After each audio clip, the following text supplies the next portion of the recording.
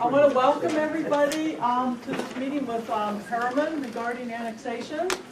I would like to introduce the Herriman folks. Gordon Height is their, what's your title, Associate City Manager? And Assistant City Manager, yeah, that's good. And then we have Brett, okay. And then we have Brett Wood is back here. Do you want to raise your hand? Justin Edwards. Is there anyone other Herriman people that want to be recognized? Monty, Oh, come on. Monty Johnson, Director of Operations.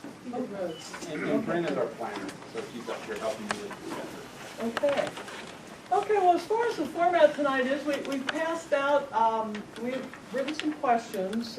Several questions have been asked of the board about Herriman. We felt like Herriman could best answer those questions. And there, if you don't have one, there's a little stack of them over there on the chair. And Herriman will go through those questions sort of one by one. If you have any clarification or anything you want on those questions, be sure to ask Herriman, but stay on task. If there's other questions you want to ask, then hold those to the end and bring up the new subjects at that point. Okay, I will turn it over to Gordon. Well, we appreciate you being here, and first let me just tell you, we think of High Country 1 and 2 as neighbors of Herriman. So we do want you to feel like you're part of the community, whether we're having a fire, we all need to work together, or we come to a park or an activity, or you have questions that are going on. We want you to feel free to use city services and talk to us. We recognize you're in the county, and we don't really want to infringe upon that, but we know we're kind of a body out here, and we want to be used as a resource for residents and citizens out there. So thanks for coming. This is a neighborhood meeting for High Country 2, so basically it's your meeting, and we want you to feel like that's the case. So let me go through this a little bit. Again, I'm Gordon Tate, and if anybody needs to give me a call, I'm here most of the time, and I'll answer the phone. So I'm going to go through these questions, and again, if you have some questions about that topic, let me know, and at the end we'll answer all of the tough questions. I'm sure these are tough. What is the geographical area proposed to be annexed, and who has determined the boundary of this area? The City Council, Herriman City Council, has developed what they call an annexation declaration. It describes the area that the city is willing to annex over the next 50, 100 years, whenever properties are ready to annex. The annexation declaration includes everything west of our current city boundary to the Tooele line. So we have a declaration saying that eventually all that area, we would like, as a city, to see that in our city limits.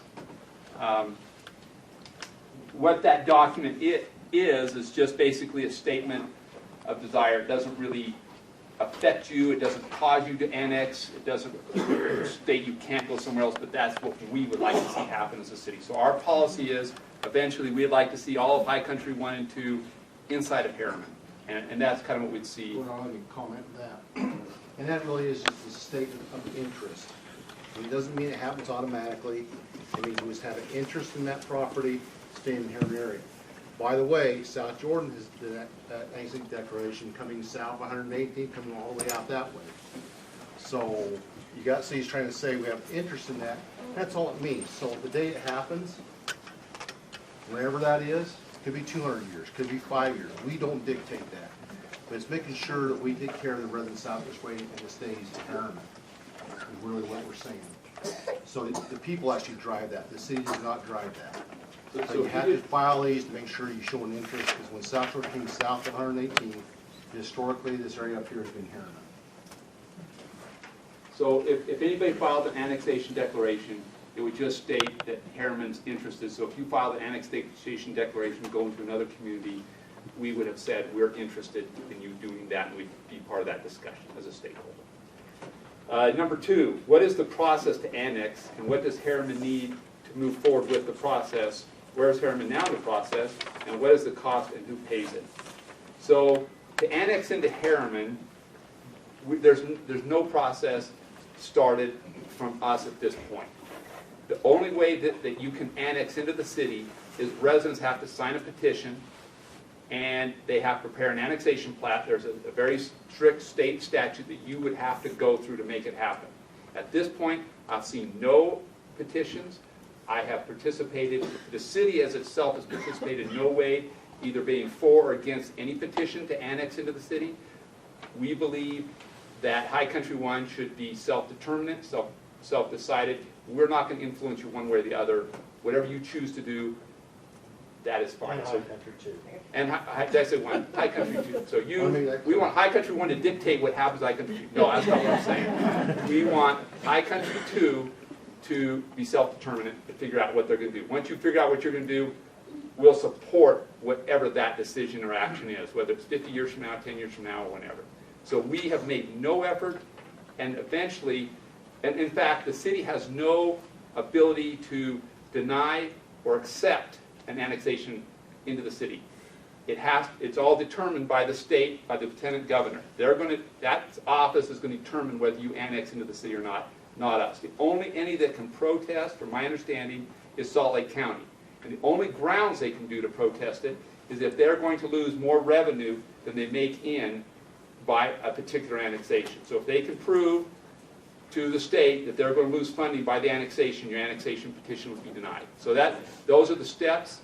We have an outline, a 5-page document that our attorney wrote up, so people that want to annex can go look through it and make this the deal. Annexation is going to take place January 1st or July 1st. No other times of the year, that's it. So it's a very complicated law. Anybody wants to sit down, we can go through it. But you guys are the only ones that can make it happen. We cannot do anything. We could political stuff. There are properties we're working with to annex, but they're vacant properties to the east of you, but they have none of those discussions that we included High Country 1 or 2. We won't do that. You guys have to decide that. So, and who pays for it? There's fees associated with it. I think $800 is the fee, and we would expect whoever's filing it to pay $800. What is the city's position on the HOA? If the okay, I'm going to just answer the first one first. So, and then I'll read the whole question and we'll go through it. What is the Herriman's position on the HOA? If the HOA is dissolved, would Herriman prefer to set up another HOA? Would Herriman be willing to work with individual landowners to collect any fee for maintenance of the roads? The city position is we support HOAs. We have some in our city. You are outside the city. High Country 1 is out. We would prefer to see an HOA stay intact. We would, if it modifies, we love it. We think it's great. If it stays how it is, we love it. We think it's great. If you dissolve it, that's your self-determination. We would work to figure out how things go forward after that, but it's complicated. There's not an easy answer what happens if your HOA goes away. We like sure bets. We like things easy. It'd be easier to have an entity that we deal with. Right now we have a contract with the HOA to maintain water services. If that disappears, what happens to that contract? Legal stuff, pain, suffering. We'd figure it out. We'd get through it. We would solve problems, but we're not big on mysteries. We like things clear for us, and we like paths, and we want you to figure out your path. That would make us calmer. By the way, can you hear me? Am I speaking? You're fine. A little bit harder in the back, so just kind of pick up the tone. I'm going to do sign language for those. They didn't pay enough money to come up with. We do, but it faces that way. So we set it up here to talk to the council. Sorry about that. The question finished up would be, would Herriman be willing to work with individual landowners to collect fees for maintenance of the roads? I'm not saying we wouldn't or wouldn't. If the HOA dissolved, we have an annexation declaration that we think this will all come into Herriman sometime. So at a very minimum, we believe we would want to solve problems with you. Whatever those solutions would be, we would work with you, whether it's 50 years from now, 20 years from now. That's kind of our mindset. That'd be our policy. We would find a solution with you to make it work. I don't know what that mechanism would look like. So I'm not describing it to you.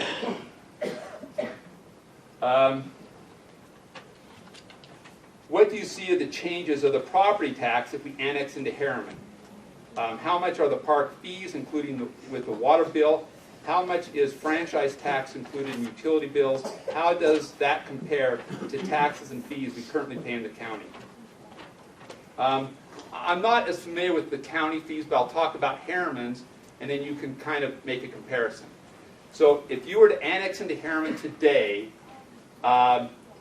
you would no longer be, if you look at your house, your property tax, you would see an element that's Salt Lake County. You're going to see things that are the school district, I think you're in the Water Conservancy district, you're not in the sewer district, you're in the library thing, you have a whole slew of taxes that you're paying. One of those is a county tax.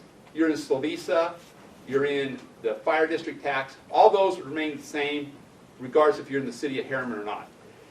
There is a specific portion that you pay to the county that's just the county tax. That would be replaced by the city's tax.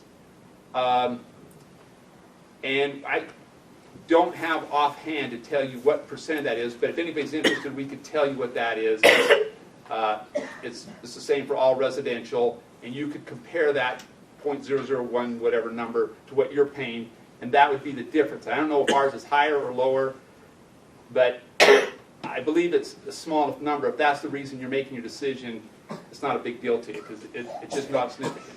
The other part that is significant is if you came into our city, we'd immediately start charging every home $5 a month for a park maintenance fee. So let me tell you how we look at you guys. If you come and use our parks now, you're welcome. Hope you enjoy them. They're great. We have no problem. Have a good time with our activities. If you're in the city, come enjoy the parks, everything, and thanks for the $5. So that's the two approaches we would take to you if you annexed in. So you would help cover the cost of the maintenance. So franchise. I know what the city charges on franchise. So if you are paying for gas, power, cell, communication, we charge 6% on each of those. So every one of our residents, if they look at their bill from any of those utilities, there's a 6% that comes to the city. I'm not sure what the county, or if they have a franchise tax. I don't know if they're allowed to charge a franchise tax. Do they charge one? I don't know. Okay, so if you came in the city, you would help fund our budget by paying an increase of that 6% for those services. So, yeah. You know what the county tax rates are compared to the city tax rates right now? I really don't. So the fact that there's a 6% increase, you might really be paying less taxes. There might be, and I don't want to compare right now, but there may be, they may be more and they may be less. We could do a little bit of homework. I would ask our finance person to give us a little bit of research, and we could tell you. It'd be unique for each of you because you have a different value of home. We'd say if your home's worth $200,000 or $300,000, here's the county tax versus the city tax. All other things being equal, and then the franchise tax. I think Our mill levy doesn't bring in much to the city. Might not even break $500,000 in property tax that actually come to Herriman City. And our budget's $8.5 million. we haven't raised our property tax since the city's been incorporated. It's the same as what it was when you left the county. So if the county has increased since then, yeah. What about the difference in the lot size? Most of the lots in Herriman are what, quarter acre, half acre, third of an acre? They're smaller, yeah. And the smallest one up there is 2.5, right? Yeah. So that, So the count, what it's done is by what the county assessed your property. So if the county assessed your 2.5 acre or 5 acre parcel with your home on it, this amount, it would be taxed that amount. Now, if there's a small lot that's worth half that value, they would be taxed the assessed value of the county. Whatever the county determines that, city doesn't. So that won't change in the city or out of the city. Just if people are interested, I did an exercise. You can go to the county assessor's website and look up for any lot, what their tax rate is and what the taxes they paid are. And I looked at a couple houses in Herriman, and compared their rate against a couple houses in High Country too. And what I saw was that they were basically identical. I don't believe, when we were looking at this lease and stuff, and this was before that 6% increase, I don't believe anybody's going to make a decision on the tax rate. It's too small.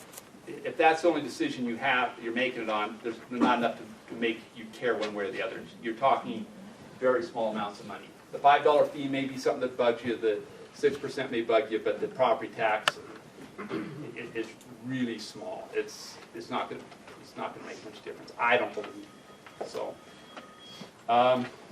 It's your money, so you may disagree. Hopefully that gives you an idea of the fees. The fees for everything else is the same. The police protection, fire protection, that wouldn't change. Those are all identical.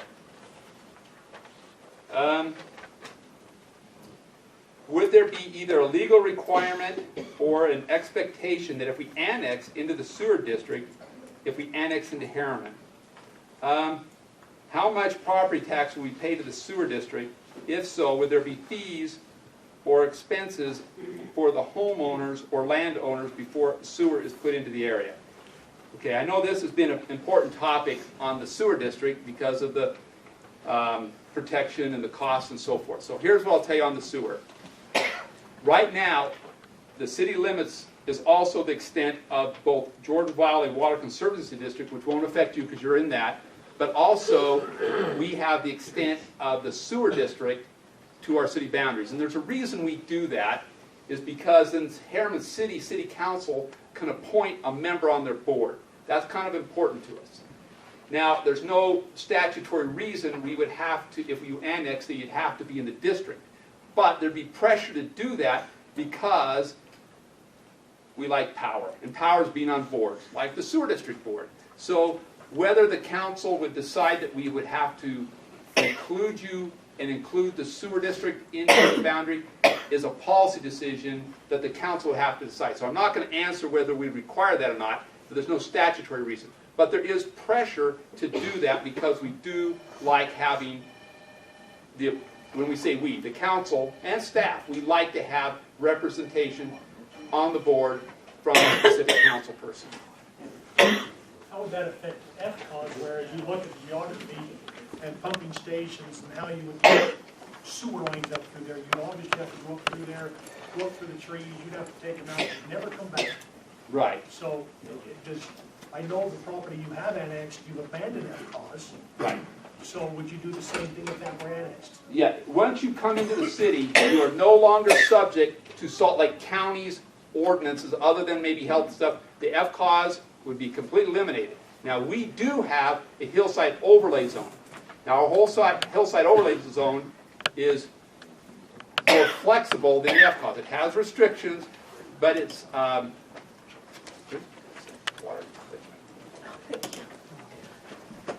anybody got a cough drop? No. That's the press. Be nice to the press. So to answer your question, FCAUS would no longer be an issue you would deal with if you're in the city of Herriman. So you'd have no qualms with taking up trees, landscaping? Nope. There would be issues, but they would be different, but it's not as restrictive as FCAUS. And how would you deal with Greenbelt? Greenbelt rollback taxes? Oh no, putting in a sewer into a place where there's not allowed to be septic tanks. Oh, the source protection. Now, the source protection is controlled by the county health code. So the source protection, we would support if somebody wanted to do additional studies to see if the source protection. We have a map that as in a perk test, correct? Whatever, yeah, the county is a perk test. The county looks at it. They make a determination. If I'm wrong, I'm sorry. No, I'm not trying to correct you. What I'm saying is, we would let the county control that. If somebody wanted to come in and do a study and it shrunk up the source protection, we would support that. We support the county in its decision, and if it's less restrictive, woo-hoo. Well, the source protection that we have up there, we have an ordinance that covers that. It basically follows the exact thing the county has on their ordinances, but we're not the only one that has a source protection area up there. The drinking water well that services the majority of the upper part of High Country also has a drinking water source protection area. So it's not only our source protection area that encumbers property up there. We went through and done a study on a source protection area down in the lower parts of High Country too, just in the last year, and it did reduce the delineation zone, which affects those properties. So the source protection area we have up there is for a spring. It's different than a groundwater well. So therefore it encompasses more property because it's surface flows that brings that water in, not underground. So there's 2 source protection areas. One is ours, one is yours. Okay, so those are the things. We can try and do a study on that, on both of them, and see if we can shrink that. But on the majority of those properties, you also have FCOS or site overlay zones that would affect those properties as well. So I think there's an assumption that I'm hearing maybe from some of the questions, that if we index into the sewer district, that gets sewer up into High Country too. Okay, right, I heard that. That was the rest of the question I hadn't gotten there. So let's talk about that a little bit. So, what you said is, it seemed like there was some question that once you annex into the sewer district, you'd get sewer connections and you could start developing. And so I'm going to address that just a little bit here as well. So the only way the sewer district will service you is if you're in the sewer district. You have to get in the district. There are taxes associated with being in the sewer district. I'm not sure what that tax is, but we could make somebody that lives in Herriman show us what that amount is, but I think it's a certain amount per lot. You can only connect to the sewer district if you paid their fees and infrastructure. And they're not going to build the infrastructure up to you. They would have to have some funding mechanism to make that happen. So those that want to get a sewer up there are going to have to find a financial package, and the city would work and do things to make that get there. Did that answer questions, or am I still vague? And we have had discussions with the sewer district, and I'll talk a little bit at the very end about some of the discussions and issues associated with that. But at the end of the day, the sewer district represents the sewer district, and I'm just talking for them. So, yes. So can I just clarify? Yes. Real fast? If you were to annex into Herriman, and we're talking about the sewer things, and he mentioned the F clause. Yeah. Okay, and you just mentioned that we would have to hook up connection, there would be some fees, and we would have to come up with that.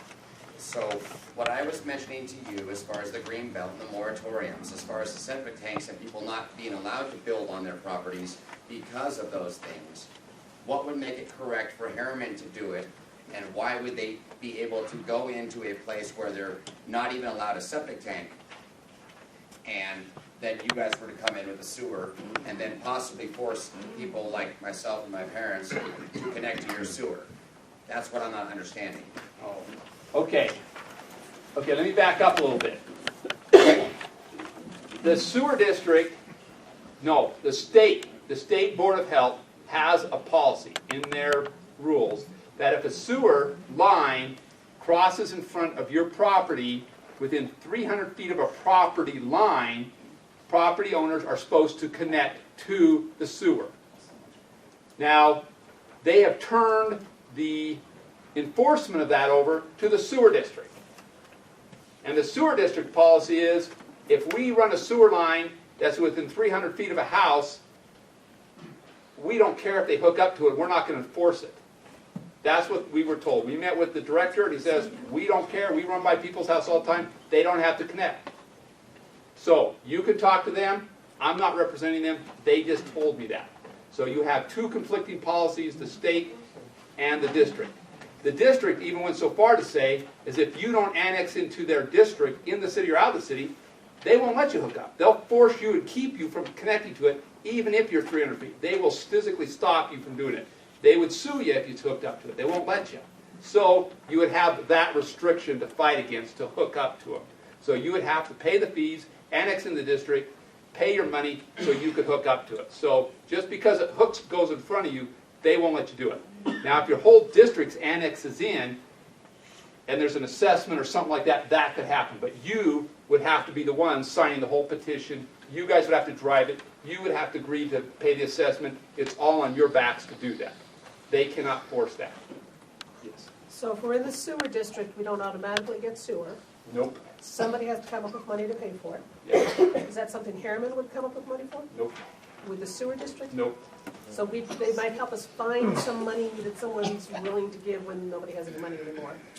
Otherwise, we have to. Right. Thank you. Well, I think it's us here. AJ, you might want to stand up and say that, these people. Multi-unit housing up there, so they couldn't make the association, and if they somehow won this battle and they wanted to put high-density housing up in there, they couldn't force us then to pay for their project and sewer. Okay, let's get to that issue, the development issue on item number 14.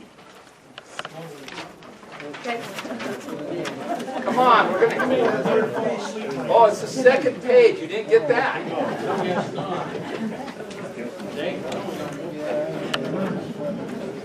But you know, he was bringing up Greenbelt. Greenbelt's a whole different issue. Right. So how do you address that property tax wise? Is Greenbelt still going to be a viable? Yeah, Greenbelt's in the county, so we have people in the city that are in Greenbelt, and it will not change whether you go in the city or out of the city. Totally identical. Run by the county, it wouldn't affect which entity you're in. Taxes would be the same that way. So that shouldn't be a decision either way.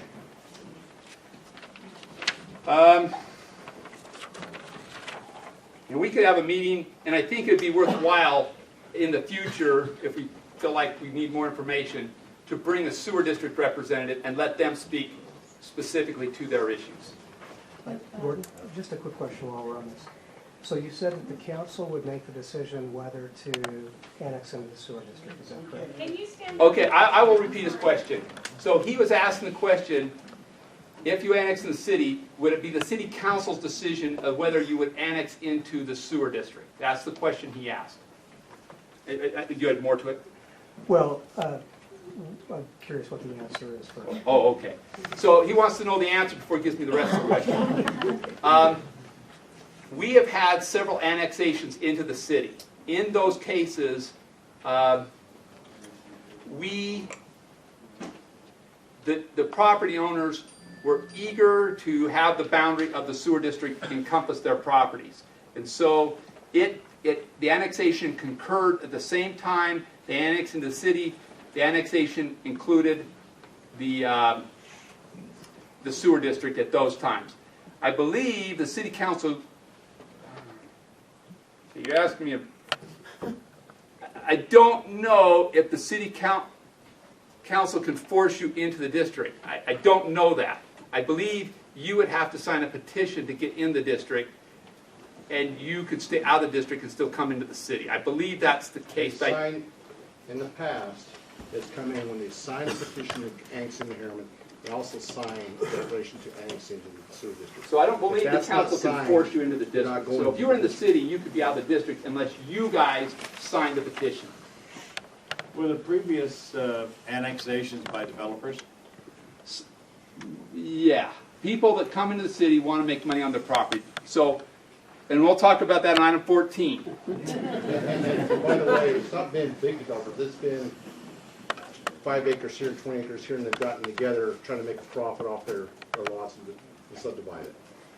But like I said, once that process starts, we can't shut it down.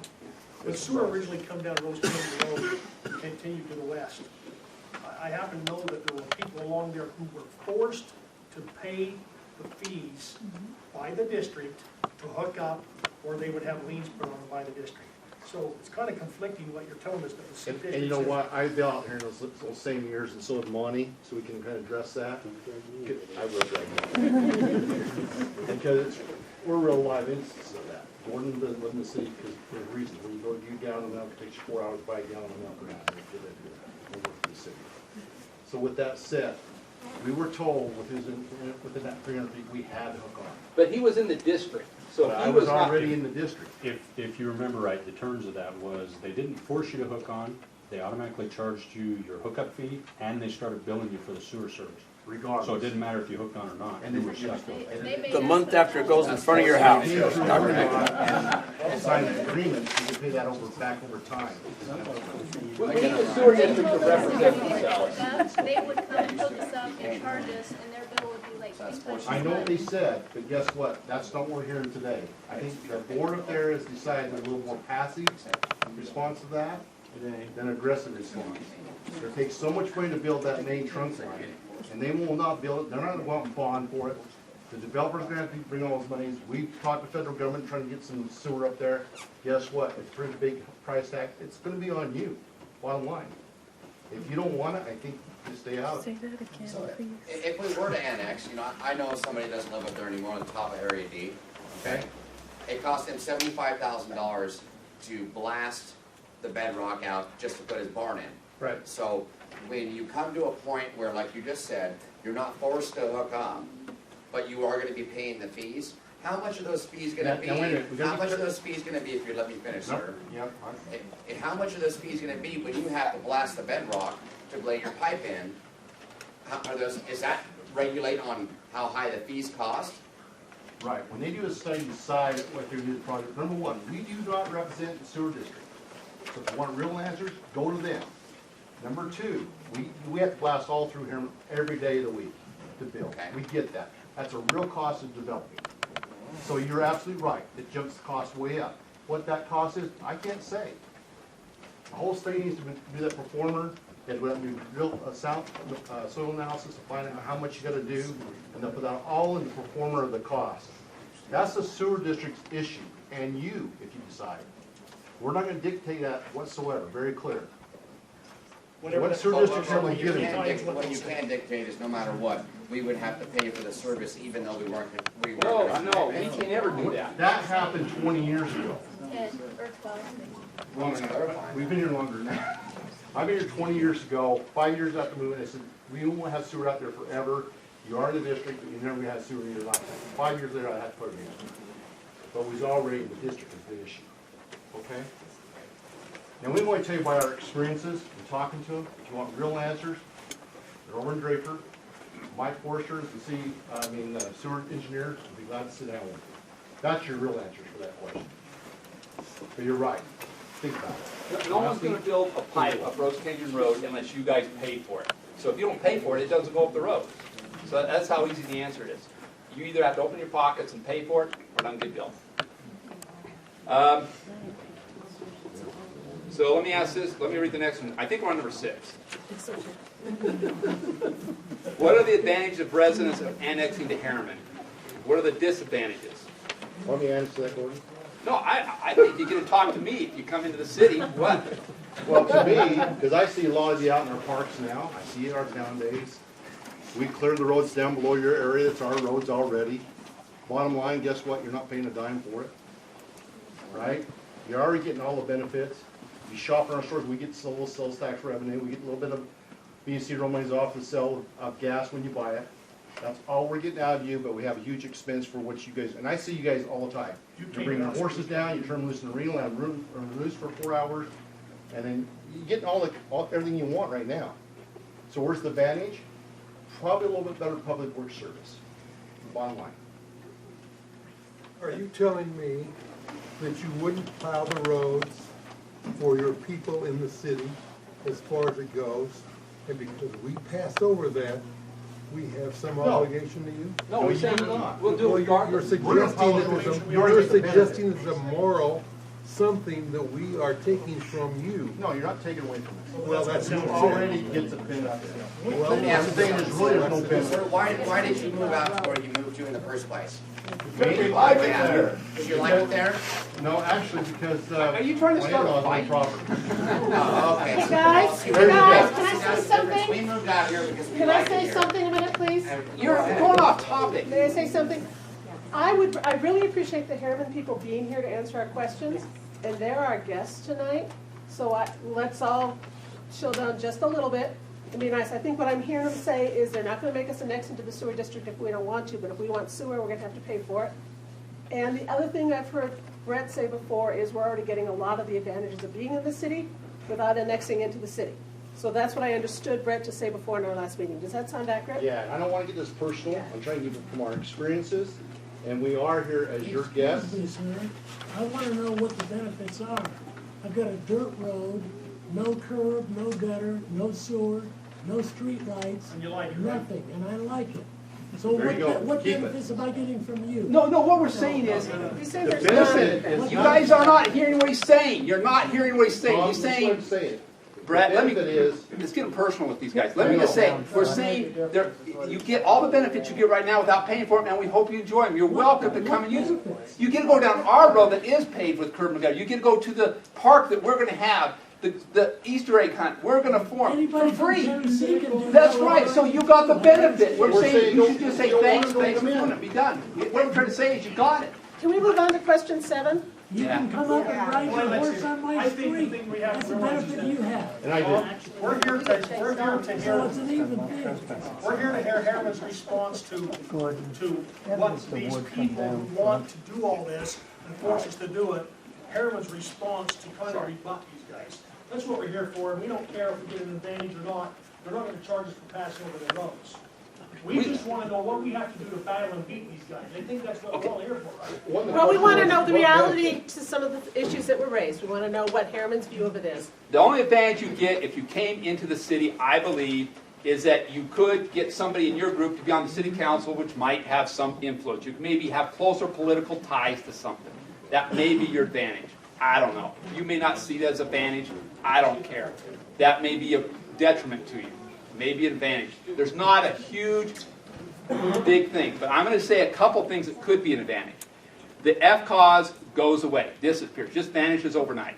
That somebody may see that as an advantage. I don't know. Somebody, now I'm going to get to 14, talking about development, and this is what I want to make really, really clear. And I'll say it right now, and then we'll go over it in 14. The reason you come to the city is you want to maximize your property value. You want to make the most bang for your dollar. So when a developer wants to annex into our city, they're trying to make money. We're trying to help them make money. We want to give the most money they can out of their property and their land. A lot of people you lived out there was not to make money, to get a lifestyle, to have a certain ambiance, to have the ability to do certain things. So that's different than how we are built. Our ordinances, our staff, we are here to help people make money. That's our goal. That's what we do.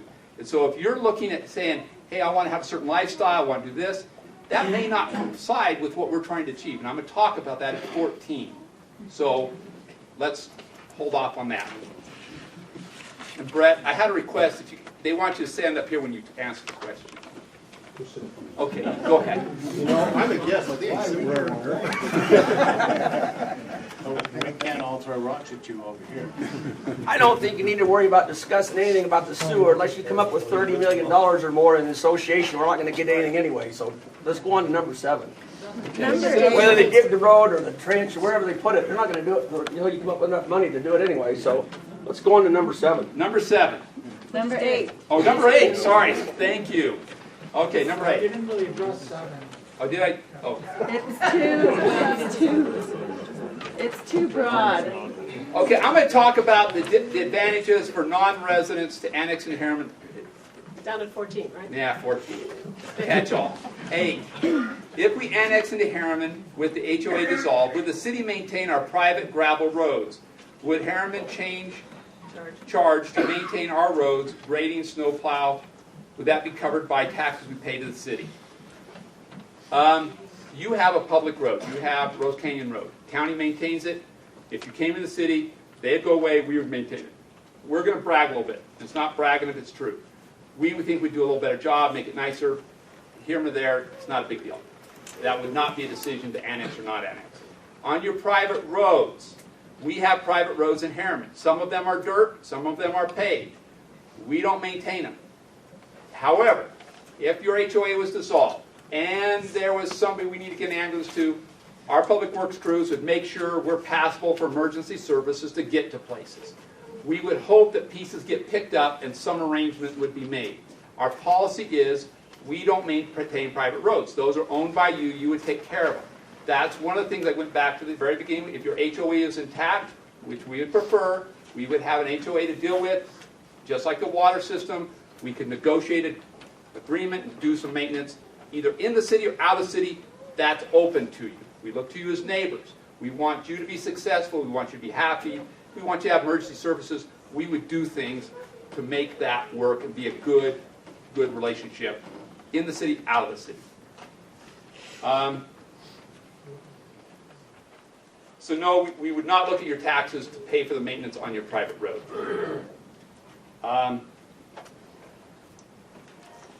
Then number 9, if the private, man, these glasses are crazy. If the private roads right-of-ways were deeded to the city, would Herriman pay to improve and build the roads to their standard? If any of these costs are transferred to landowners or High Country Estates 2, how would they be billed? How much would residents pay? How much would non-residents pay? So let me tell you how the development process works. When a subdivider comes in and builds a subdivision in Herriman, they are not allowed to deed the road to the city until they put up a bond that covers the entire cost to construct the public infrastructure. They're not allowed to deed a park to us until they do a bond that pays for all the improvements. The reason we do that is so whenever we get something, it's finished. Now they can start selling lots, and let's say they go bankrupt, we take their money and finish the project and get our public infrastructure approved. That's how we work. So going back to your scenario, we generally don't accept your donation of your road to you, from you unless you bring a way to pave it. Now, the paving standard could be a rural standard. Right now, our standard is curb, gutter, sidewalk, all cellophane, nice, pretty neat package.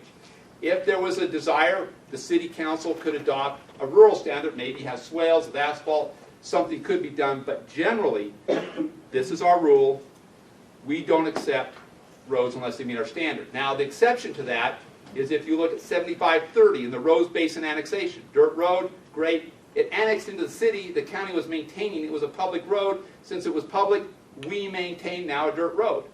And that's what happened. So we maintain public roads, but if they're forced upon us through an annexation, we take them over. But the private roads, we have them in our city, we don't maintain them unless they meet our standard. Right now, we have not taken over any private roads. We don't anticipate doing that. We think you're better off having your private roads. If you wanted to pave them, get them paved. If eventually you want to do something to turn over the city, that'd be a negotiated deal with the city council. We'd have to have policy decisions, make that, and that'd be a complicated package you'd have to wrap up, and I can't tell you all the criteria that would require today. Is that me? All right, number 10.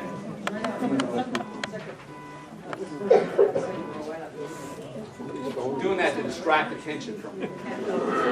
Would Herriman desire to use the Arnold Hollow Road as a major collector for planned development on the hill to the east of High Country 2? Who would pay for this? How much traffic would it put on the Arnold Hollow Road and the Rose Canyon Road? I think this has reference to the Deer Island subdivision that came to the city about 4 or 5 years ago. This is a piece of property right here. They had at times talked to High Country, and I was never in the meetings, but it seemed at times they were a little bit forceful, but they didn't have our blessing to talk like that to you, but they had wanted the city council and the planning commission approved a development in here subject to them getting 2 access roads to their property. So one of their roads was coming straight up 66 west. They had to find another route. So at that time, they were putting pressure on High Country to allow a road over there. The city's position at the time and the city's position today, if it's a private road and you want to sell it to somebody and give them access, that's your call, your decision. We weren't going to make that decision. We told them they had to go negotiate, show us proof that they had a deed or a right, pave the road, bring it up to standards, and get it. So that was going to be a decision you made, whether they were ever going to get access through there. So the city would never force that. The city would say, just like it did 4 years ago, go meet with all these nice people and see if you can get to a solution. If you can't get to a solution, not our problem. You solve it. Yes. Okay, but if we're annexed in and you're controlling everything, Now do you make that decision, or do we still make that decision? If it's a private road, you still make the decision. If you do it to us, we'll make the decision, but you control that. I want to make sure of that. There was talk about Rose Canyon used to be a road, one of our private roads, and then the county took it over by eminent domain or something, and a question about whether that same process would be used for Arnold Hollow. Okay, let me tell you about how that may have happened, and I don't know this for sure. It wasn't here. If a road is traveled by the public for a long period of time, somehow it becomes a public right-of-way. The state of Utah has that kind of law. Now, if you have a private road that's just for private use, and you follow all the private use laws, it stays a private road just for the people to access on that. Now, talk to your attorneys. They can tell you how that law works. I'm not going to tell you how that law works. I only play a lawyer on TV. But if we were to go condemn and take over that road, I don't envision us doing that for a developer. That'd be a ton of cost, a big deal. We didn't do it last time. I don't think we'd choose to do it whether you're in the city or out of the city. We would only tell the developer, go talk to your neighbors, work it out with them. If you can't work it out, deal's done. Too bad. Look for another route. Go find something else. The posture, I'll get in front of the camera so you don't lose the picture. I know Gordon's better looking. The bottom line is the council's posture in the past and now is that we do not use it as a domain unless it's a safety issue. We won't condemn one piece of property in the 12 years we've been in existence. And it's because we need one corner, one small sliver to make an intersection work right. That passes 30,000 trips a day. That's the only time. Their posturing is if those are private roads and that's where you want to keep them, it's really going to be on you. But you need to check into that state statute law about how many years. I want to say it's like 7 or 10 years. Read it for yourself. Whatever the deal is. But that would mean that people have to be passing over that road that don't live there as a thoroughfare. They have to prove it. There's laws. I don't want to get into that. But here's what I will tell you is we appreciate you allowing the fire people to go up and do stuff, to fight fires, the police to go up and do stuff. So we look as a team with you guys, with the UPD, UFA, and occasionally if we need to get a piece of equipment up to a mountain to clear something up, we would do that, not as eminent domain, but as emergency access. More as a partnership. And hopefully everybody out there sees us as doing that. That's how we want to be perceived doing it. Yeah, we like it when you fight the fires on our borders. That's fine with us. So, and it's not us. It's a team because we're all the fire guys.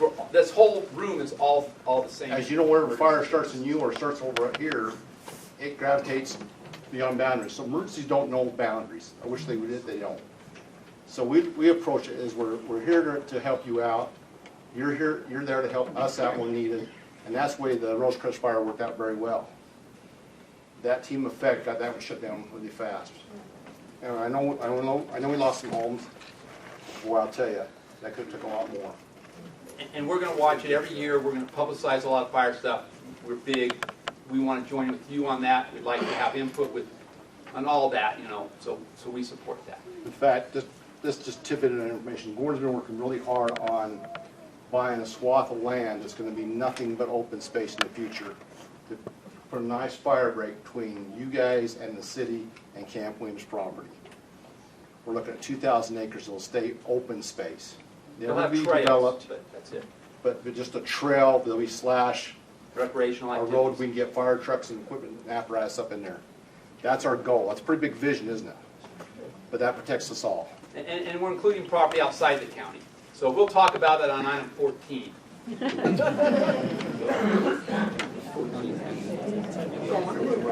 We're trying to get this thing done.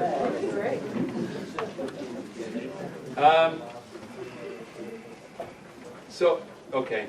9, does everybody feel 9's answered? We're not going to, we don't see us buying any of your roads or forcing anybody. If the developer buys something of your road, you're setting the price, you're going to work out the deal. They're on 11. We're on 11? Okay. Sorry. Gotten confused. It's so late. Who will pay to extend the High Country 2 water system, install sewer, storm drain, other things for new development? How will those funds be collected? I want to bring that to 14. I'm skipping. I'm recognizing I'm skipping it. Here, 14 gets any bigger. I know, I'm giving you a Answer warning. is in 14. So, does Herriman anticipate changing the zoning if smaller lots in Rose Canyon annexes into Herriman? How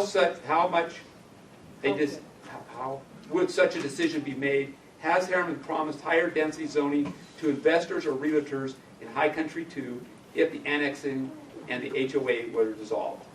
So let me tell you, the policy of the city today and for the last 10 years is this. We honor the HOA's covenants.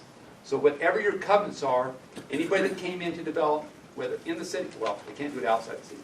Anybody in the city, in any HOA, would have to bring in covenants for development that is approved by the HOA. The HOA is dissolved, then something else could happen, and we'll talk about that something else on 14. But straight up, as long as there's an HOA, we will follow the HOA. It would be humongously disastrous for us to do anything than that. We have other HOAs all over the city. Our biggest developers have HOAs. We are not about to start a precedence down that path. It is a nightmare. I can't describe how horrible that would be for me personally, trying to work with people after we breach that. So we can't go there. So your HOA would be enforced. Clear. If you modify your HOA, then we would do that. So your HOA controls the deal.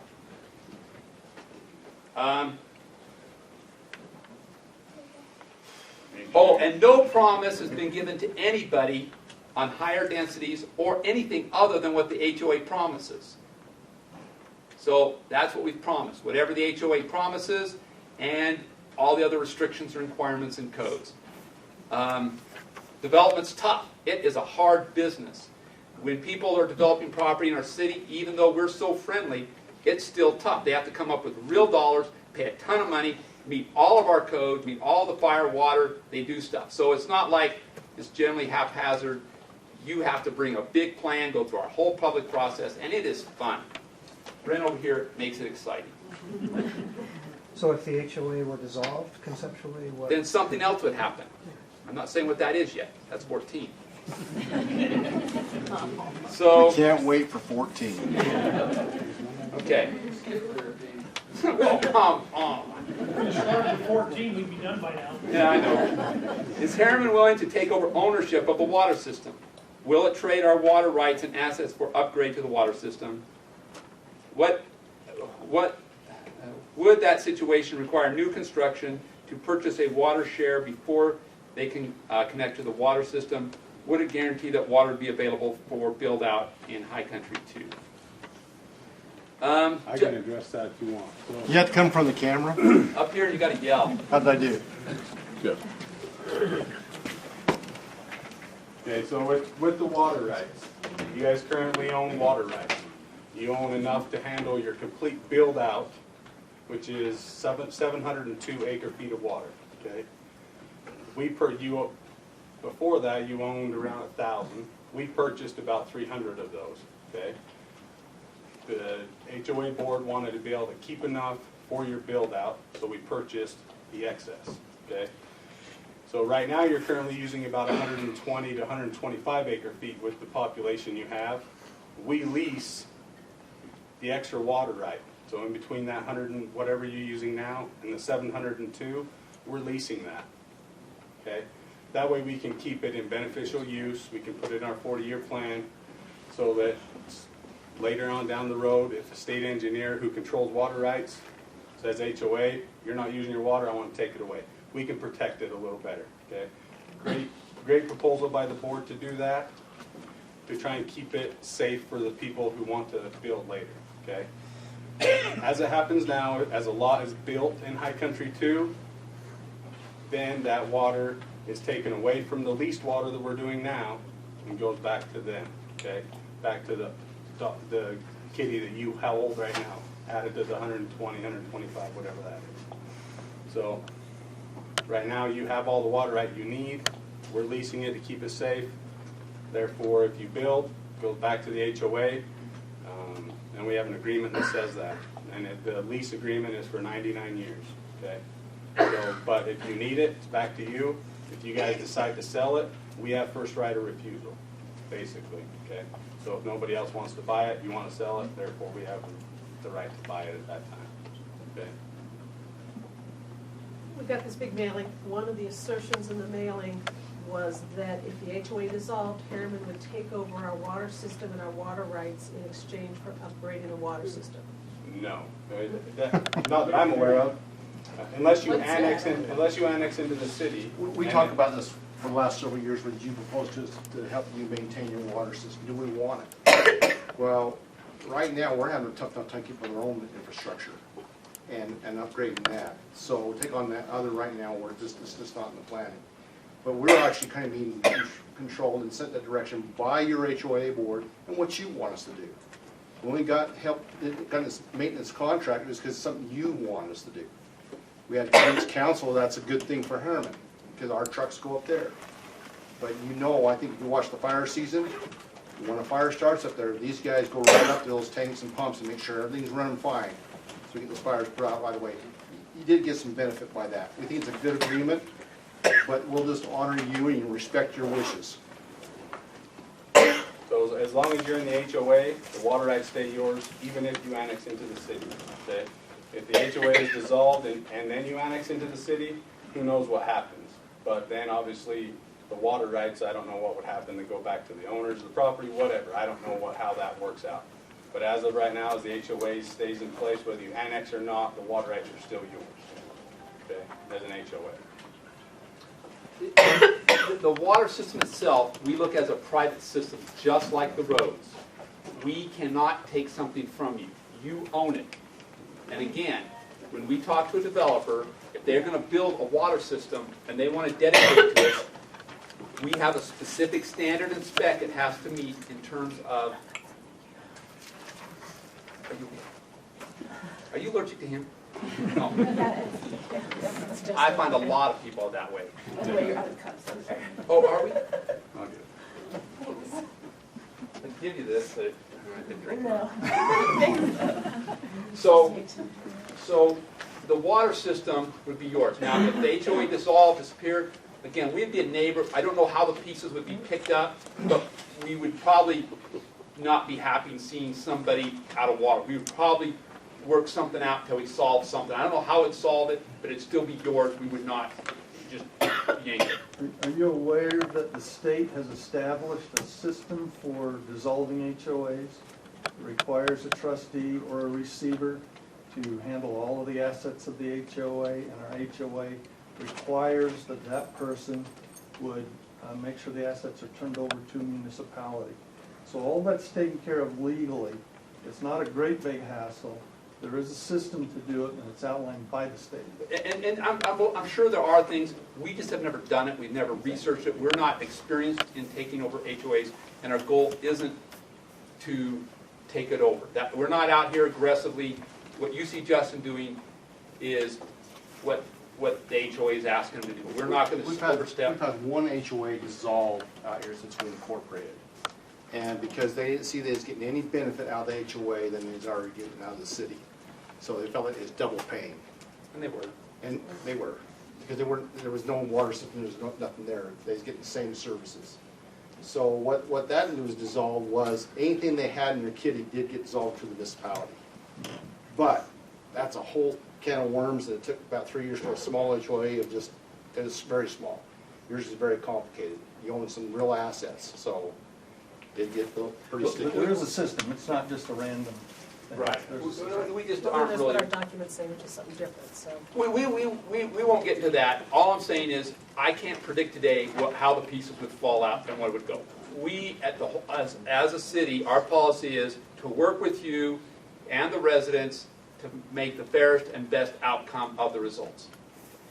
Some people would be happy, some wouldn't, but we would try our very darndest not to overreach. We want, again, you to be self-governing. Is what you're saying is the water rights are valuable and Herriman would trade us for upgrades to High Country 2 for those water rights? Yeah, those are worth so much money, and we would be willing to do things for that, and we're doing stuff now. We would do stuff for those. Like, Dance? No. Are we talking inside or outside annex? Round up the cute Either way, we employees. Well, okay, so the water right has a value, but when someone builds a lot in Herriman City, okay, they need to either bring a water right so that we can service them with water, or they pay a water right fee to where we go out and buy a water right. You guys own the water right to sustain your area up there, to build out 700 and something acre feet of water. You can have 700 and something lots at 2.5 acres per lot. So they kept enough water for that. I can't say that we'd come in and buy all of that, because eventually you're going to need it for that property anyways. We could come and buy it, upgrade your system, but then we turn around and charge future people to pay us that back because we expended the money. Is there Okay. enough money there to upgrade the sewer system? the water system. Well, I would, you guys can do with it as you want, but I don't think so. I We mean, were talking 700. about the fee associated with the sewer district, if we got into the sewer district and had to hook up to the sewer district. Well, There'd be it's fees 20. associated with that, is there that kind of money in our water system? It makes a to do dent, but I don't think it's the full infrastructure costs, no. What are water, does anybody know what water rights are currently? Well, right now, we currently pay $2,200 an acre foot. Okay, so we have 700 water You have rights. 700 and something acre feet.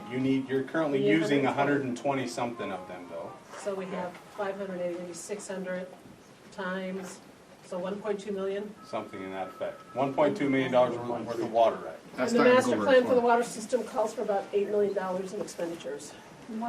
Wasn't there an That's estimate given 1.2 for the million sewer? per year, correct? I don't know what. No, it's a one-time. It's a one-time fee. Your lease is not $2,200 per. No. No, that's a purchase. Like I said, we're basically doing you a favor in keeping those. So we don't actually really pay use you $100 for all of the water rights. We're not necessarily using them because we can't right now. We We're just not put them a on our build-out. name. There's no water being Basically, used. they're leased to Herriman City. We can You're show just them. in a custodial position? Basically, we're not using them. We're just holding them so that they're safe, so the state engineer doesn't come in if he wants and reduce the water rights. Okay? Cities have a greater protection, a lower threshold of requirement to show use of water than you would show. As soon as you want it back, we just turn them over to you. They're yours to use, but we're just holding them as a protection. I think you just have more money to fight the water district. Not mine. I know you're gonna be moving on to 14, so I just wanna have a follow-up question on number 2. Yeah. On the petition. What's the percentage of land and resident versus non-resident? And what's the percentage that needs to be on that petition to make it serious? You're talking about annexation? Uh-huh. Okay, we can give you all the information on the code. I believe it's 50% of the property, 51% of the property, and 33% of the property value. And also, you need to follow the House bills and Senate bills right now, because They're there's something in the changing it. works of tweaking that. So to say what's today, in another couple of weeks, it may be different. Today, that's pretty close to it. Does that have to be a continuous land pieces? Just has to be within a boundary that's made by a plat. But the annexation has to be contiguous, so Yes. if Oh, a the small group of annexation. people wanted to annex, they'd have to be continuous to Herriman. Right, so if somebody in the middle doesn't want to annex and the rest of the people sign in, sorry. Rose Basin was the same way. There was, the petition, I think, was almost 60-40. It was not a heavy, other petitions we've seen are like 100% or 99%. That was almost like almost 50-50 for a long time, then it switched to 60-40. So you can imagine 40% of the people did not want to annex. They did not want to be part of Herriman. We could do nothing to help them or do anything. They were forced in against their will in by the majority. I don't know if that made any sense to anybody.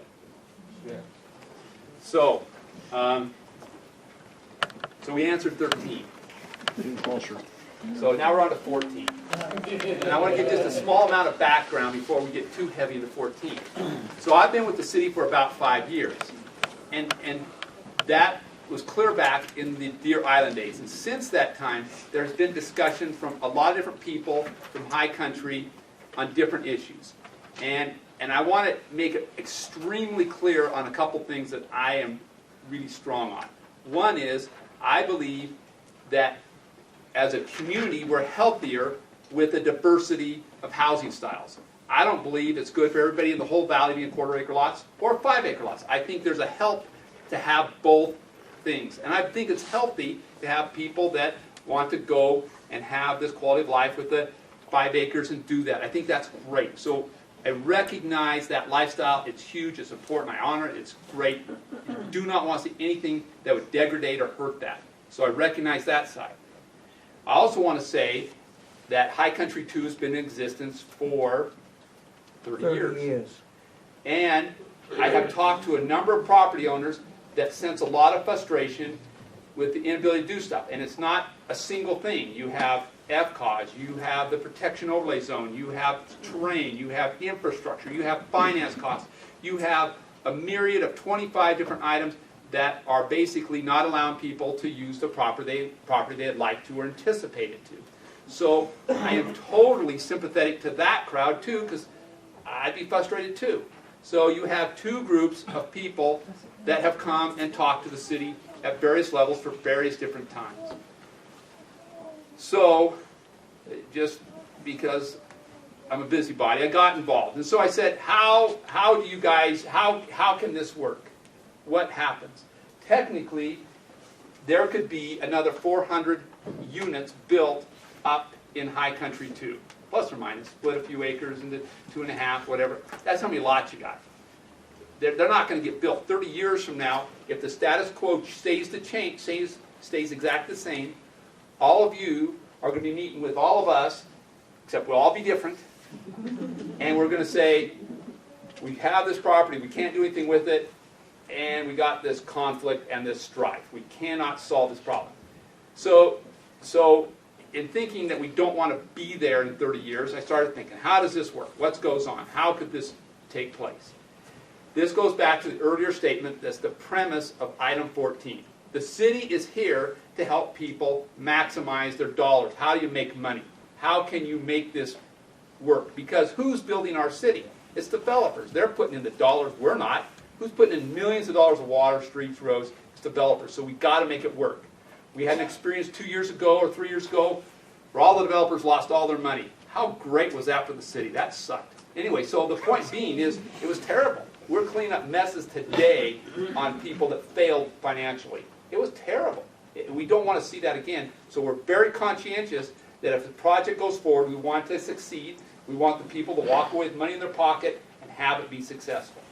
So now you know my mindset, what I do. So I appreciate the High Country thing. Do not want to see High Country 1 or 2 lose their characteristic, their feature. It's a great amenity for us. It's a great characteristic for us. We glom on to that. We are considered part of that. When people look to you, they give us credit for having that in our community. It's great. So all that, kudos to you. But now I'm going to talk the money side. Money. So got to move the emotion out of it. We'll get to the details of the money.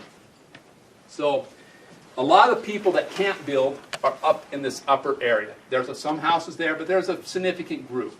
So I started talking to the infrastructure. So I met with the sewer district. In the cove, they have a sewer line that comes up. That sewer line, their initial looks, and again, a developer would have to go get the detail and do the design. They perceive they have enough capacity to run that line basically 1/4 mile into this area through city property. So there's no public, no other entity they have to work through, that could start servicing a fairly large group of homes clustered. Again, the terrain is such that you can't get to everywhere, but you could do quite a group if it was brought together. Now, what we do in developments, if you look at our other mountain, we have development. We're getting a bunch of open space to us with trails and all kinds of great stuff, but the houses are all packed in a big tight group, small little lots that people are going into. Again, the number of trips that are generated by a 1/4 acre house is the same number of traffic trips on a 5 acre lot. They generate basically 10 trips a day. That's what we find. So it doesn't matter if it's smaller, but I get the issue that it changes the characteristic in nature. But if there was a plan and somebody had money and somebody could make it work, I believe that if they got a bunch of people organized, they could find a way to get value out of their property. A bunch of property would turn into permanent open space, there'd be trails, so you'd maintain it, it'd be bike, horses, path, walking, whatever it would be. It would tie to our Bonneville Shoreline Trail. This is part of the buffer we're trying to purchase through here. All this area where the Bonneville would come clear into the Yellow Fork and go around the valley through Kennecott and all the way back up to Salt Lake. We want to see that ring. We're a big part of that. We like that. We want you to participate, be involved, whether in the city or out of the city. We don't care. We want that to be a great amenity for everyone. So, water, we don't know if there's capacity in this line to get it here, but again, a tank could be a city system independent of the private system to give those guys some ability to do that. Now, if they annex in the city, they can't do that because the HOA won't let them. We would honor the HOA. We wouldn't let them do that. That would have to be a modification. So if this conflict keeps going on for another 30 years, we're good. Sometimes it's fun to watch. But at the same time, if we want to see a resolution or end, people are going to have to find a way to get value out of the property.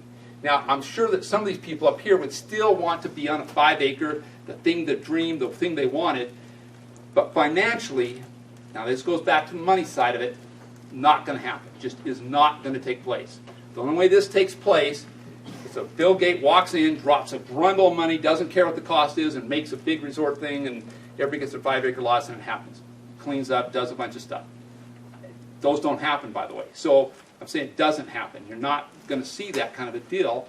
So what I'm saying is there's ability for infrastructure. Now the roads, again, if you're satisfied that you want 400 units more up here, when I'm hearing 400 lots and everybody agrees that's what you bought into, you agreed there'd be 400 more people driving up and down that road, maybe that infrastructure could develop enough cost, enough momentum to start improving that road to a different level, maybe not to a full city curb and gutter, but widen and get some improvements so it's a little bit safer for that level of traffic, that volume of traffic, for school buses and other things would do that. So now what I'm going to tell you is I'm not going to design it. I'm not going to push it. I'm not going to make that happen. I can't do it. It's outside the city.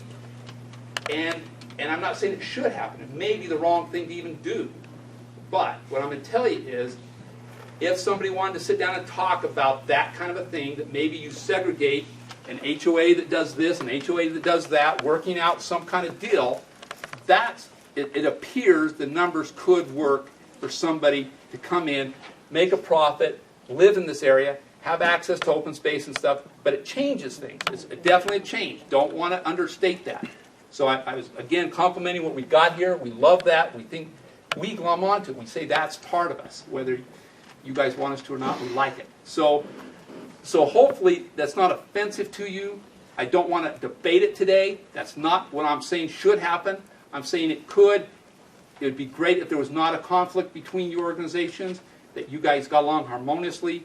But I think as long as some people cannot do something, they're going to keep coming to the city and saying, what can we do, what can we do, what can we do? Nothing. And there's going to be other people saying, we want to hold this, we want to hold fast, we want to hold fast. It's a conflict. And both sides have equal argument, and we are not Solomon. We do not have a sword. We're not going to cut babies in half.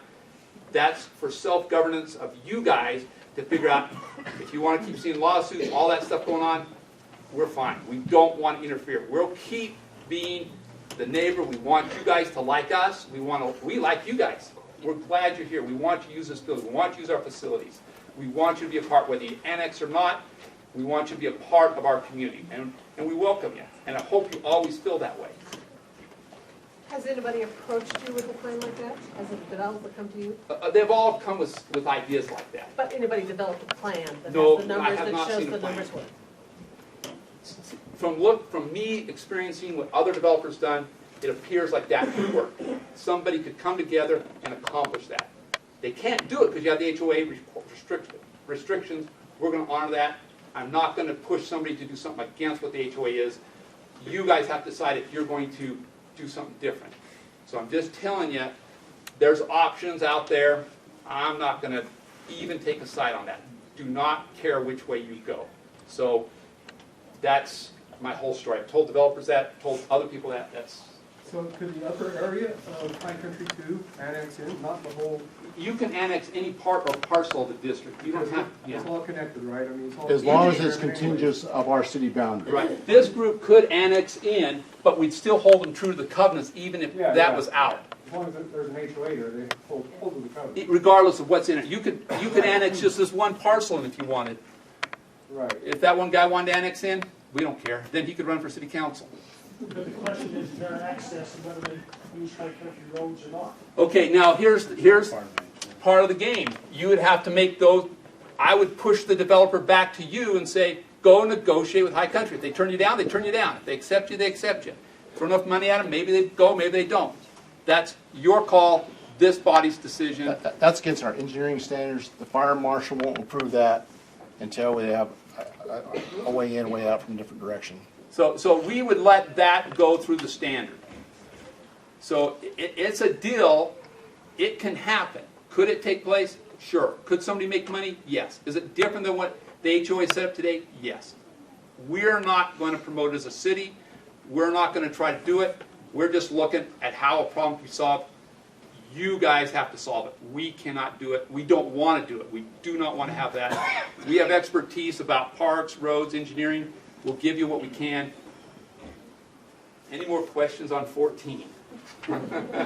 I do want to make a statement. You know, our philosophy here is one thing, and that's the only reason we have a job here, the ones who are here tonight, is to give service. That's service to you or service on this side of our board. It doesn't matter.